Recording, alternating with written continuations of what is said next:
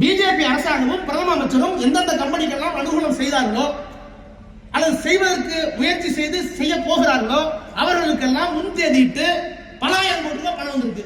இதான குற்றச்சாட்டு, நேரடியான குற்றச்சாட்டு தான். ரெக்கார்டு அதான் சொல்லுது. இதுவரை வாய் தந்திருக்காரா? இதுவரைக்கும் வாய் தந்திருக்காரா? அப்ப நாடாளுமன்றத்துக்கு வந்து எங்க பேசணுமோ அங்க பேச மாட்டார், எங்க விளக்கணுமோ அங்க வர மாட்டார். ஆனா இங்க வருவார், ஊர் ஊரா வருவார், எல்லா ஊருக்கும் வருவார், எல்லா டான்ஸும் போடுவார். எங்க அழுகணும், எங்க சிரிக்கணும், சினிமாவில் தான் கேமரா ஆன், சிரிங்க, கொஞ்சம் நடிங்க, கொஞ்சம் சிரிங்க, அந்த மாதிரி இவரை இப்படி இயக்குறாங்க.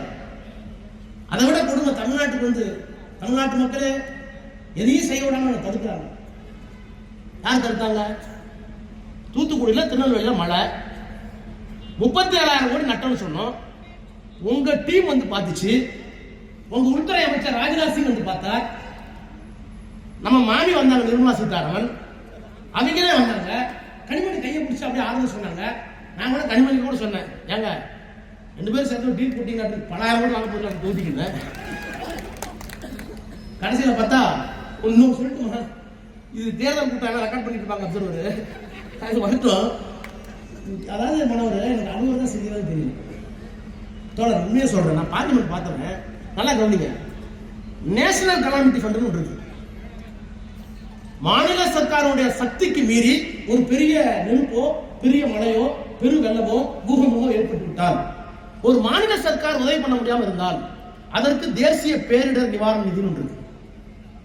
நல்லா கவனிங்க, தேசிய பேரிடர் நிவாரண நிதி, மாநில பேரிடர் நிவாரண நிதி வச்சிருக்காங்க. அதுவும் மத்திய சர்க்கார் என்ன இருக்குன்னா, மழை வருதோ வரலையோ தமிழ்நாட்டில இருந்து ஒரு சாயத்தை எடுத்துருவாங்க. தமிழ்நாட்டில் நம்ம கட்டுற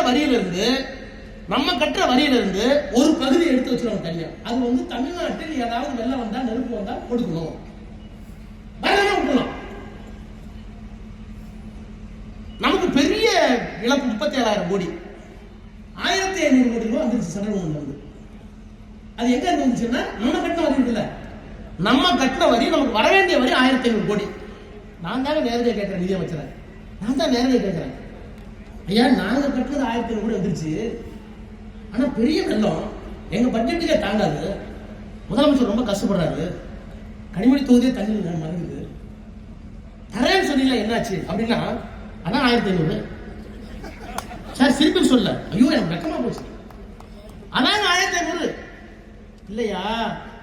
உன்கிட்ட ஒரு ஃபண்ட் இருக்கு, கவுண்டர் பண்ணி மாதிரி, நீங்க வாடா சொன்ன என்ன சொன்னேன், 100 ரூபாய் கொடுத்து 2 பணம் ஆகும் வாங்கலையா, அண்ணா வாங்க, சரி ஒரு பழம் எங்க இருக்கு, இன்னொரு பழம் அதான இது சார். சிரிப்பு சொல்ல, அதே கவுண்டமணி நாடகத்தை நாடாளுமன்றத்தில் நிறைவேற்றிய வெக்கல் கட்ட கும்பல் இந்த பிஜேபி கும்பல்.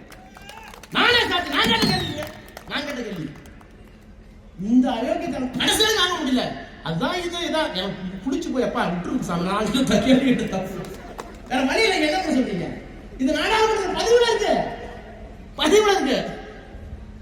இப்படி ஒரு பக்கம் மதவெறியை தூண்டி விட்டு தமிழ்நாட்டுக்கு வர வேண்டிய எதையெல்லாமே எல்லாம் முடிச்சுட்டு இங்க வந்து நீதிக்கண்ணி வடிக்கிறீங்களே, தமிழ்நாட்டு செயலை தடுக்கிறான்னு சொல்ல, உங்களை தடுத்தது யார்? தமிழிசையா, அண்ணாமலையா? தடுத்தது யார்? நாங்க தடுத்தோம்னா என்ன தடுத்து சொல்லுங்க நீங்க. ஆக இப்படி ஒரு எதை சொல்றது, ஒரு மூன்றாந்தர அரசியல், கேவலமான நிர்வாகம். மணிப்பூர்ல ஒரு பழங்குடி கிறிஸ்தவ பெண்ணை அம்மனப்படுத்தி 250 பேர் அம்மனமாவே கூட்டிட்டு போறோம், அம்மனமாக கூட்டிட்டு போய் 6 பேர் ரேப் பண்றாங்க. அந்த முதலமைச்சர் கேட்டா அவங்க நடக்கிறது சகஜங்கிறாரு, சகஜங்கிறாங்க, பைரன் சிங் சகஜங்கிறாரு.